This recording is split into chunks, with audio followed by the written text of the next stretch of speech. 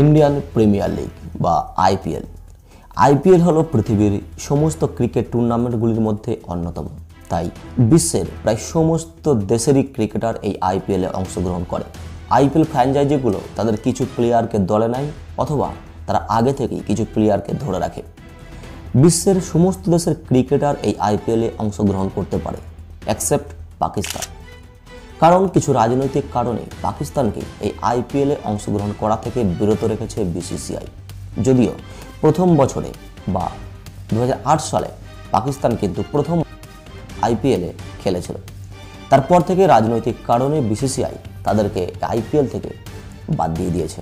যাই হোক, আমরা জানি যে আইপিএল শুরু হয়েছিল 2008 সালে এবং সেই 2008 সাল থেকে এই 2025 সাল, এই 18 বছর ধরে এমন কিছু প্লেয়ার আছে তারা 2008 সালেও আইপিএল খেলেছে এবং বর্তমানেও তারা 2025 সালেও আইপিএল কাঁপাবে। এমন 9 জন প্লেয়ার কিন্তু এখনও রয়েছে। ভাবতে পারছেন, এই 18 বছর ধরে তারা আইপিএল খেলে আসছে। তো তারা কারা? এই 9 জন প্লেয়ারকে নিয়ে আজকের এই ভিডিও, যে প্লেয়ারগুলি 2008 সাল থেকে 2025 সাল টানা 18 বছর ধরে আইপিএল কাঁপাচ্ছে। তাই চলুন আর দেরি না করে দেখে নেই সেই 9 জন প্লেয়ার কারা। এই 9 জন প্লেয়ারের মধ্যে এমন একজন প্লেয়ার রয়েছে যিনি আবার যে 2008 সালে যে ফ্র্যাঞ্চাইজিতে নাম লিখিয়েছিলেন এখনও সেই ফ্র্যাঞ্চাইজিতেই খেলেছেন, মানে 18 বছর ধরে কোনো দল তিনি চেঞ্জ করেননি। তিনি আর কেউ নন, তিনি হচ্ছেন ক্রিকেটের কিং বিরাট কোহলি। তিনি সেই 2008 সালে শুরু করেছিলেন তার জার্নি আরসিবির হয়ে এবং বর্তমানে তিনি সেই আরসিবির হয়েই খেলছেন এবং মাঝখানে 18 বছর তিনি পার করে ফেলেছেন এই আরসিবিতে। বিরাট কোহলি ছাড়াও এই তালিকায় যারা 18 বছর ধরে আইপিএল খেলছেন তারা হলেন রোহিত শর্মা, এমএস ধোনি, এছাড়াও অনেকে। তাই চলুন আরও দেখতে পাবেন তারা কারা। এই ভিডিওটি পুরো শেষ পর্যন্ত দেখতে থাকুন। প্রথমেই নাম আসে বিরাট কোহলি। বিরাট কোহলি এমন একজন প্লেয়ার যিনি 2008 সালে আরসিবির হয়ে নাম লিখিয়েছিলেন এবং বর্তমানেও তিনি সেই আরসিবির হয়েই মাঠ কাঁপাবেন বলে জানা যাচ্ছে। আরসিবির প্লেয়ার বিরাট কোহলি তিনি দীর্ঘদিন আরসিবির হয়ে ক্যাপ্টেন্সি করেছেন, কিন্তু কোনো ট্রফি ছাড়াই তাকে ক্যাপ্টেন্সি করতে হয়েছে। তিনি একবার ফাইনালে উঠলেও তিনি ট্রফি ছাড়াই তাকে ফিরতে হয়েছে এবং অসংখ্য রান তার নামের পাশে রেকর্ড, সবচেয়ে বেশি সেঞ্চুরি এক মরশুমে, সবচেয়ে বেশি রান, এছাড়াও আরও অনেক রেকর্ড রয়েছে এই কিং কোহলির নামে। এরপরই রয়েছেন এমএস ধোনি এবং রোহিত শর্মা। তারা দুজনেই, এমএস ধোনি যেমন চেন্নাইয়ের হয়ে এবং রোহিত শর্মা মুম্বাইয়ের হয়ে অসংখ্য ট্রফি জিতেছেন। তারা দুজনে ক্যাপ্টেন্সি হিসাবে তাদের অগণিত রেকর্ড আমরা জানি। যেমন ধরুন ক্যাপ্টেন রোহিত শর্মা, তিনি যখন মুম্বাই ইন্ডিয়ান্সের ক্যাপ্টেন ছিলেন তিনি 5 বার, রেকর্ড সংখ্যক 5 বার আইপিএল ট্রফি জিতেছেন। তেমনি অন্যদিকেও আবার এমএস ধোনি, তিনি চেন্নাইয়ের ক্যাপ্টেন্সি থাকাকালীন 5 বার তিনিও ট্রফি জিতেছেন।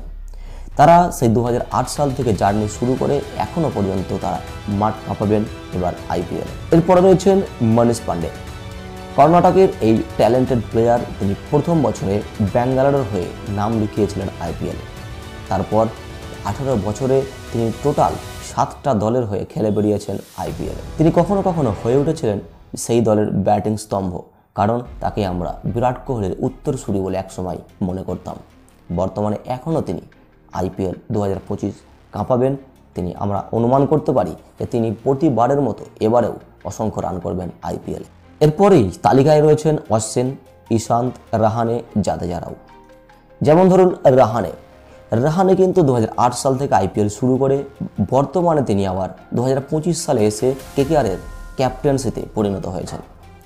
যদিও এই রাহানে কোনো সময়ই একেবারে ফ্রন্ট পেজে আসেনি, তবুও আইপিএলে তার অবদান কিন্তু আমরা ভুলতে পারি না।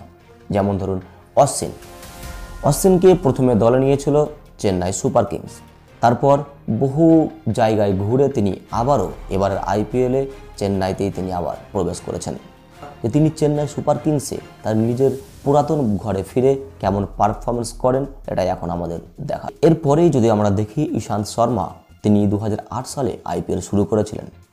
বর্তমানে তিনি এবারে 2025 সালের আইপিএলে গুজরাট টাইটান্সের হয়ে যোগ দিয়েছেন। দেশের হয়ে খেলা তিনি অনেক আগেই ছেড়ে দিয়েছেন, তবুও এই আইপিএল খেলার জন্য তিনি তার ফিটনেস ধরে রাখার চেষ্টা করেছেন। এবার দেখব আমরা ইশান্ত শর্মা দেশের হয়ে না খেললেও আইপিএল কেমন তার অবদান রাখতে পারে। এরপরই আছে রবীন্দ্র জাদেজা। রবীন্দ্র জাদেজা অনেকেই হয়তো জানেন না, তিনি প্রথম বা 2008 সালের আইপিএলে রাজস্থান রয়্যালসের হয়ে যোগ দিয়েছিলেন আইপিএল খেলতে। সেবার প্রথম সংস্করণেই তিনি রাজস্থান রয়্যালসকে ট্রফি জিতিয়েছিলেন তার নিজের অনবদ্য পারফরমেন্স দিয়ে। তারপর অনেক ঘোরাঘুরির পর তিনি চেন্নাই সুপার কিংসে যোগ দেন। তারপর এখনও তার ঠিকানা সেই চেন্নাই সুপার কিংস। তাই 18 বছর ধরে সেই বিভিন্ন দলকে একা কাঁধেই টেনে নিয়ে বেড়াচ্ছে রবীন্দ্র জাদেজা। তিনি যেমন আইপিএলের একজন ভরসামান প্লেয়ার, তেমনই ক্রিকেট টিম ইন্ডিয়ারও একজন ভরসাযোগ্য প্লেয়ার।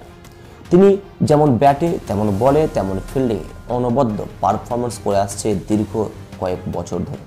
তাই দর্শকদের অনুমান তিনি এবারেও 2025 সালের আইপিএলেও চেন্নাই সুপার কিংসকে একটা ভালো ফলাফল দিতে পারবেন। তালিকায় 9 নম্বর যে প্লেয়ারটি আছে তিনি হলেন স্বপ্নিল সিং।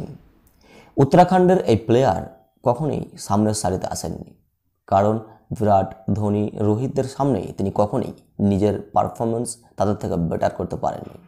তাই হয়তোবা একটু প্রচারের আড়ালেই রয়ে গেছেন তিনি।